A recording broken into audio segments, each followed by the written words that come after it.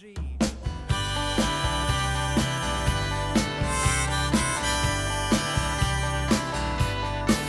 Yn y bos bore yma, gyslythu'r god yn muno,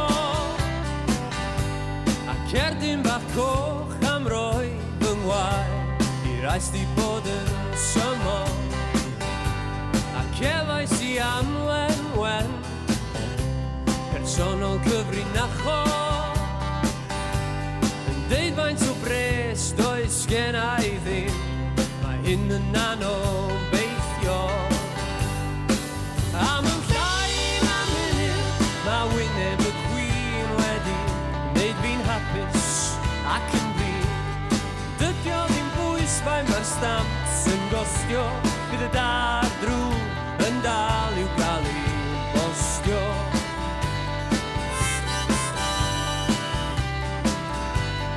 Troes y teledu ar y news, i'w rando ar y tywydd, i weld os bydd angen ymbarel neu barod sandals newydd. Roedd hi yn braf yn ansgwrthau, cawodydd yn y bala. Fi'n gaddor i weira mawr yn blint, ysbeidiau wythnos nesa. Am yn llai na munud, mae'r ferch ar y sgrin wedi hapus ac yn blin, ond dydi o ddim bwys be mae Mari yn wisgo, fydd hi'n troi yn braf a wedyn fydd hi'n glawio.